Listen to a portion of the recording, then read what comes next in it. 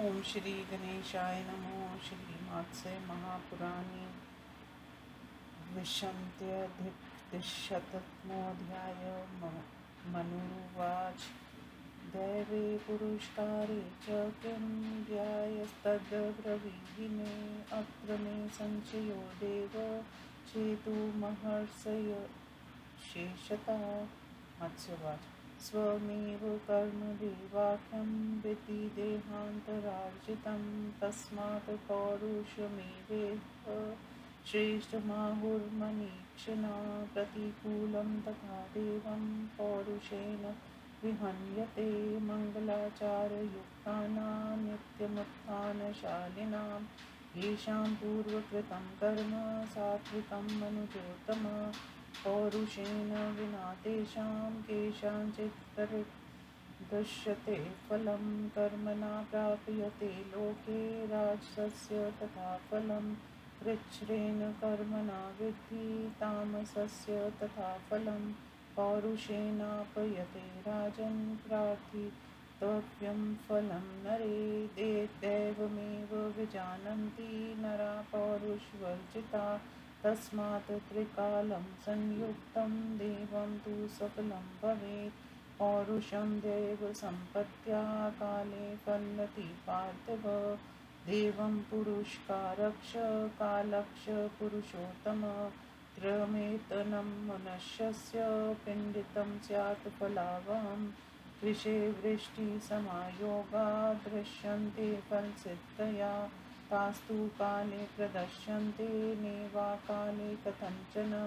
तस्मात् सदैव कर्तव्यं सधर्मपौरुषं नरे।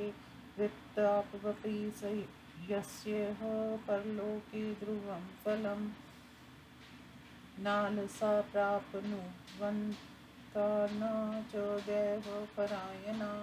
तस्मात् सर्वप्रयत्नेन पौरुषे यत्नमाचरेत्। त्यक्त्वा लसान् देवपरान् मनुष्यानुत्थानयुक्तान् पुरुषान् लक्ष्मी अनिवेश्य यत्नादवृणुयान् नृपेन्द्र। तस्मात् सदोत्थानवता हि भाव्यम्। इति श्रीमद् महापुराणे दैवपुरुषकारवर्णन नामे विशंत्यधिकशततमोऽध्याय। हिंदी अनुवाद। मनु ने पूछा, देव भाग्य और पुरुषार्थ इन दोनों में कौन श्रेष्ठ है, ये मुझे बताइए। इस विषय में मुझे संदेह है।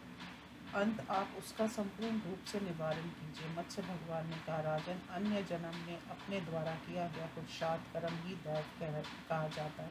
इसी कारण इन दोनों में मनीषियों ने पौरुष को ही श्रेष्ठ माना है, क्योंकि मांगलिक आचरण करने वाले एवं नित्य प्रति अभ्युदयशील पुरुषों का प्रतिकूल दुर्दैव भी पुरुषार्थ द्वारा नष्ट हो जाता है। मानव श्रेष्ठ जिन्होंने पूर्व जन्म में सात्विक कर्म किया है, उन्हीं में किन्हीं को पुरुषार्थ के बिना भी अच्छे फल की प्राप्ति देखी जाती है। लोक में रजोगुणी पुरुष को कर्म करने से फल की प्राप्ति होती है, पर तमोगुणी पुरुष को कठिन कर्म करने से फल की प्राप्ति जाननी चाहिए।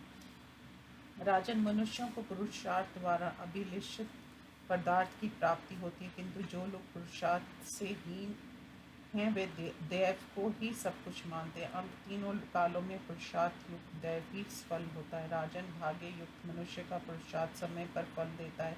पुरुषोत्तम दैव, पुरुषार्थ और काल, ये तीनों संयुक्त होकर मनुष्य को फल देने वाले हैं। कृषि और वृष्टि का संयोग होने से फल की सिद्धियां देखी जाती हैं, किंतु वे भी समय आने पर ही दिखाई पड़ती हैं, बिना समय के किसी प्रकार की भी नहीं। इसलिए मनुष्य को सदैव धर्म युक्त पुरुषार्थ करना चाहिए।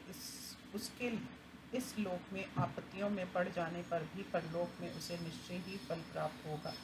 आलसी और भाग्य पर निर्भर रहने वाले पुरुषों को अर्थों की प्राप्ति नहीं होती, इसलिए सभी प्रयत्नों से पुरुषार्थ करने में तत्पर रहना चाहिए।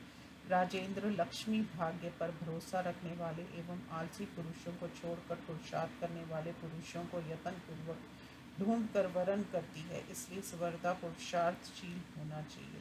इस प्रकार श्री मत्स्य महापुराण में दैव पुरुष का वर्णन नामक 221वां अध्याय संपूर्ण हुआ। ओम नमो शिवाय।